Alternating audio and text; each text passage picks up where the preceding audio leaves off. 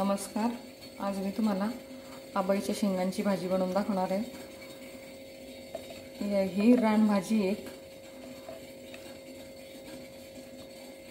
याची भाजी आज मी तुम्हाला बनवून दाखवणार आहे। काळ्या मसाल्यातली भाजी करणार आहोत आपण आज। ह्या शेंगा मी कट करून घेते। याच्या वाटणाकरता मी इथे 2 कांदे आणि खोबरं घेतलंय। हे भाजून घ्यायचं आता हे खोबरं आणि कांदे। हे बघू शकता तुम्ही मी या आबाईच्या शेंगाच्या कट करून घेतल्या आहेत। आपल्याला आता ह्या शिजवून घ्यायच्या आहेत। इथे कढईमध्ये मी पाणी ठेवले गरम करायला। पाण्याला उकळी आली आहे। यामध्ये मी आता थोडंसं जाड मीठ घालून घेणार आहे। हे बघू शकता तुम्ही अगदी या शेंगांना पुरेल इतपतच घेतलंय मी ते। आणि यामध्ये आता या शेंगा घालून घेते। या चांगल्या शिजवून घ्यायच्या आहेत। या शेंगांची भाजी आपण अगदी गावठी पद्धतीने करून घेतोय। याकरता मी इथे खोबरं भाजून घेतलंय, कोथिंबीर घेतली या वाटणाकरता। इथे कांदाही भाजून घेतलाय, आलं घेतलं, लसूण घेतलं आणि हे जाड मीठ घेतलंय। ह्या खोबऱ्याचे आता मी काप करून घेते छोटेसे। इथे मी हे या पद्धतीने असे काप करून घेतलेत। आता आपण गावठी पद्धतीने करणार म्हटल्यानंतर याचं वाटण हे आपण वरवंट्या पाट्यावर करणार आहोत। याकरता मी इथे पहिले खोबरं वाटून घेणार आहे। या शेंगांना उकळी आली आहे। आता मी हलवून आणि यावरती झाकण ठेवून घेणार आहे।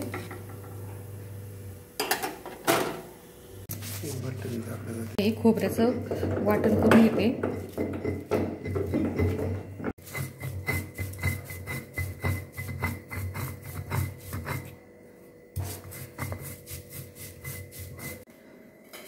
खोबऱ्याचं वाटण झाल्यानंतर आता मी यामध्ये लसूण आणि आलं आणि कोथिंबीर घेणार आहे वाटायला।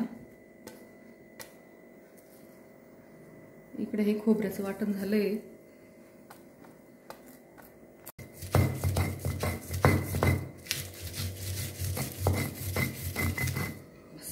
आलं कोथिंबीर लसूण वाटून झाले। आता हे कांदा घेणार आहे मी वाटायला। कांदा जास्त काळा करायचा नाही, फक्त थोडंसं त्याला वाफ आली पाहिजे, थोडंसं वाफून घेतला पाहिजे। तो एकदम काळा कोळसा नाही करायचा त्याचा, नाही तर टेस्ट बिघडते। आता मी कांदाही वाटून घेते। हे कांद्याचं वाटणही वाटून झालं। हे स्टेप बाय स्टेप घ्यायचं असतं, पहिले खोबरं घेऊन आणि नंतरच कांदा वाटायचा असतो।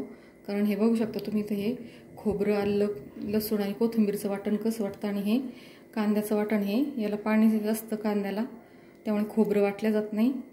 त्यामुळे तुम्ही कांदा नंतर वाटा। आणि हे सगळं आता मी मिक्स करून घेणार आहे। आणि यामध्ये हे मीठ घालणार आहे, खडा मीठ। याच्याने आता छान एकदम स्मूथ होईल हे वाटल्यानंतर। हे बघा मी हे आता वाटून घेते।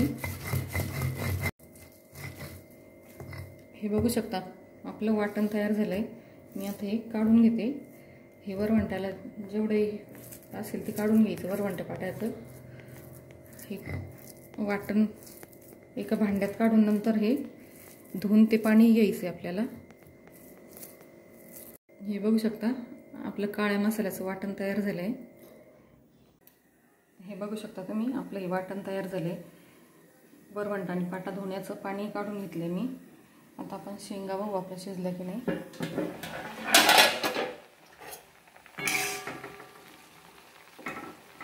आपल्या शेंगा शिजल्या आहेत। हे आता आपण भाजीला सुरुवात करू। इथे मी या शेंगा शिजवून घेतल्या, त्या काढून घेतल्या एका भांड्यामध्ये।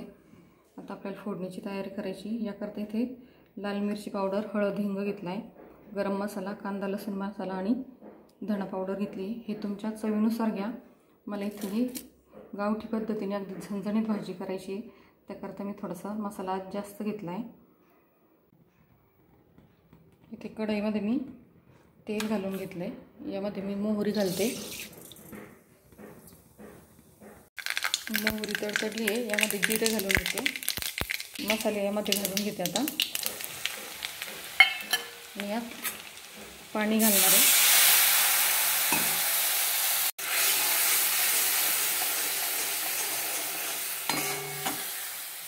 पाणी आटेपर्यंत हे हलवत राहायचं आहे।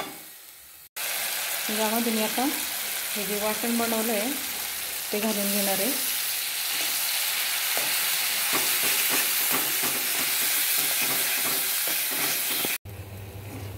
इथे हा मसाला मिक्स करून घेतला आहे. हा जास्त परतून नाही घ्यायचा कारण ऑलरेडी हे सगळं चांगलं भाजलेलं होतं. आता मी या शेंगा उकडवलेलं यामध्ये घालून घेते. त्या पाण्यासह घालायचं आहे, पाणी काढून टाकायचं नाही, नाही तर मग या भाजीची सगळी टेस्ट जाते.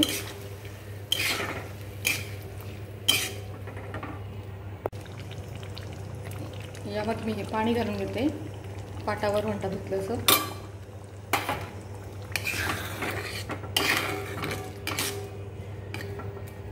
तुम्हाला ज्याप्रमाणे रस्सा हवा असेल या भाजी करता तसं तुम्ही पाणी घालून घ्यायचं आहे. यामध्ये आता वरतून मीठ घालायची गरज नाही आहे.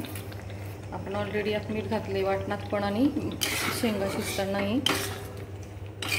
ही आपली गावठी पद्धतीने केलेली भाजी तुम्ही नक्की करून बघा. एकदम झणझणीत अशी, कधीतरी झणझणीत खायलाही छान वाटतं.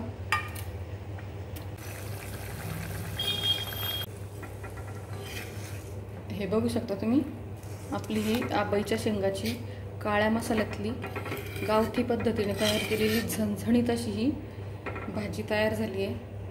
तुम्ही नक्की करून बघा, तुम्हालाही आवडेल. खूप टेस्टी लागते ही या पद्धतीने केल्यानंतर. तुम्ही नक्की करून बघा. आवडल्यास माझ्या चॅनलला लाईक, शेअर आणि सबस्क्राईब करायला विसरू नका. चला तर मग भेटूया अशाच एका नवीन व्हिडिओसोबत. बाय.